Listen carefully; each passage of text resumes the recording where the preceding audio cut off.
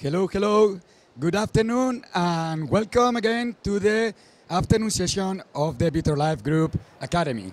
It is my pleasure to introduce you my colleague, Dr. Cristina Pastor, who is going to talk about non-invasive PGT A. Cristina, whenever you want, the floor is yours. Thanks, Nasser. So, as he said, I'm going to speak about our experience with non-invasive PGT A. So, as you know, the main goal in the IVF lab is to identify the embryo with the highest implantation potential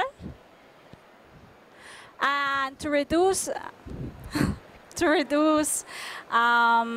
time to pregnancy and to live birth. For this, in the lab, we have some tools, which are morphology, morphokinetics, some proteomics or metabolomics, artificial intelligence that is making its way into the IVF lab. But so far, none of these are able to predict embryo euploidy. Only pre-implantation genetic testing is able to do this. So pre-implantation genetic testing can test for aneuploidies, for structural rearrangements, and for monogenic genetic diseases. And the most common way to test for these is through trophectoderm biopsy. Unfortunately, trophectoderm biopsy has some inconveniences. It requires high technical skills. It requires a costly equipment in the lab, such as the laser. It increases the workload, and most of all, it is invasive for the embryo. Thankfully, now we have non-invasive PGT A. Already in 2019, there was a review questioning if this would be the next revolution in the IVF lab. And in 2020, a multicentric study was published by the group of Carmen Rubio, analyzing over 1,000 embryos, comparing the results of trophectoderm biopsy and the analysis of the spent culture media.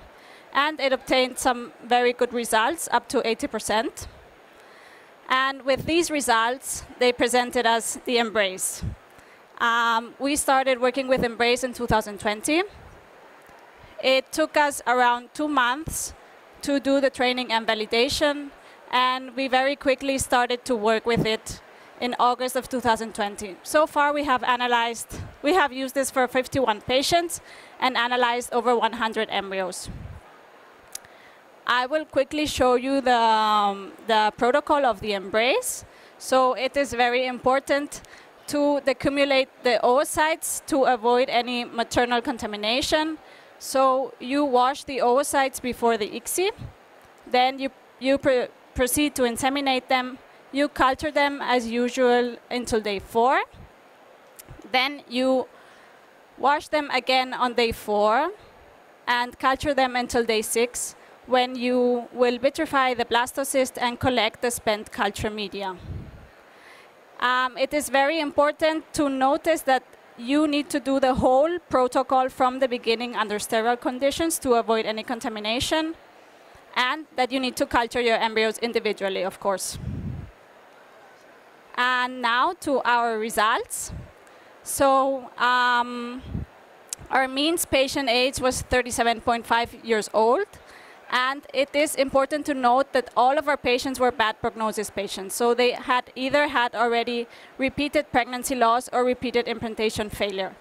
And we obtained so far a pregnancy rate of 39%, a biochemical pregnancy loss of around 12%, and an ongoing pregnancy rate or born birth rate of 27%. 27%, yes. So considering our patient's prognosis, I would say that this are quite good results.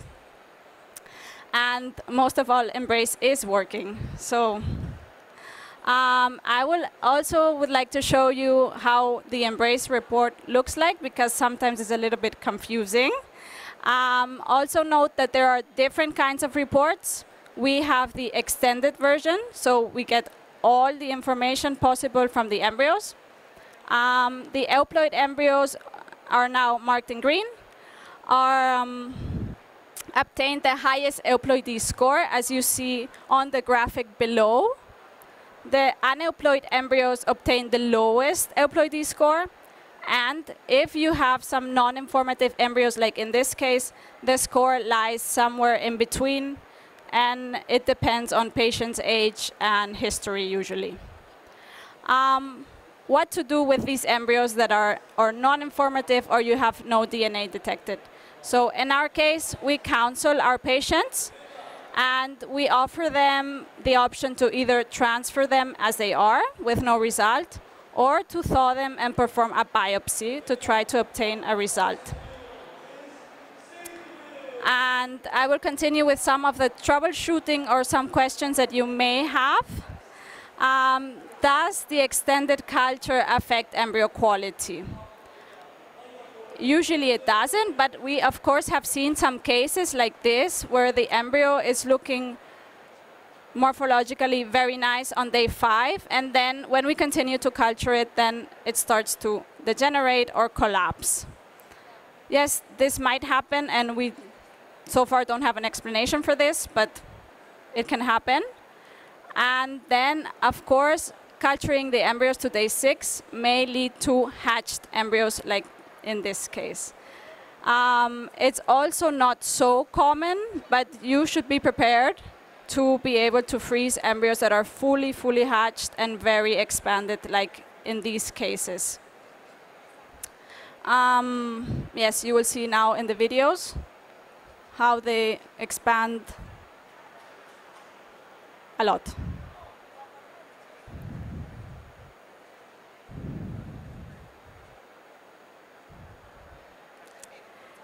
So to conclude, I would like to go through some of the pros and cons of the method. Of course, as a pro, it is a non-invasive method. It is very useful in cases where you have bad quality embryos that you're not able to do a biopsy. You need less equipment in the lab, and you need less time to perform the technique. As a con, it is only a screening, so it is not a diagnostic tool. It helps you to prioritize the embryos that you want to transfer. And you need to culture the embryos to day 6. And to conclude, I would say that this is only a screening. It is easily implemented in the lab. You need a good cryopreservation program, of course. Embrace can improve the results in patients, in poor prognosis patients, as we have seen in our clinic. And this is a very promising tool, but of course it still doesn't substitute conventional PGT. Thank you.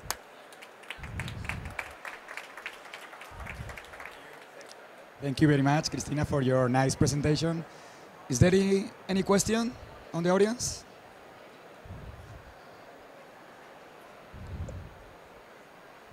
Post-ESHRE, what would be the post-ESHRE? How many hours post-ESHRE would be the ideal time to give you the sample? I don't hear you. Post-ESHRE would be an ideal time to give you the sample. We have to measure up to day 6, right? How many hours? Hours.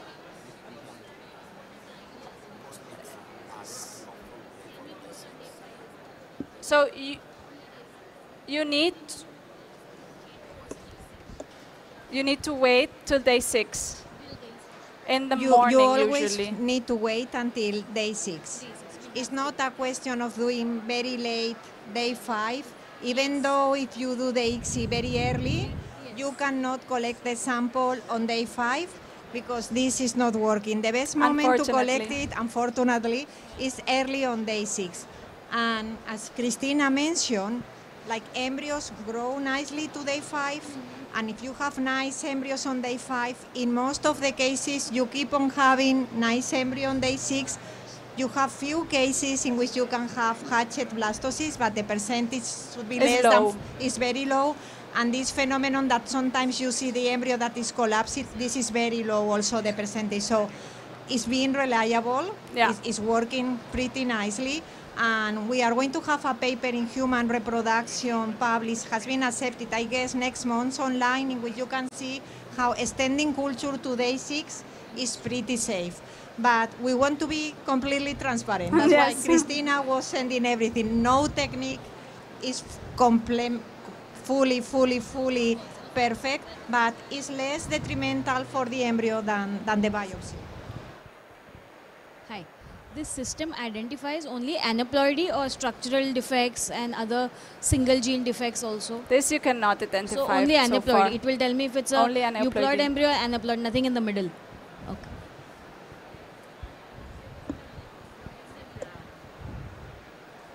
Are you taking spent culture media from day 4 to day 6 culture? Yes. And So send on for- day 4, you wash the embryos, and then you put them in a fresh dish with fresh media, and you culture them till day 6. and you Yes. collect the spent media and Yes. send for PGTA, Yes, and we send it for non-invasive PGT-A. non-invasive PGTA. Yes.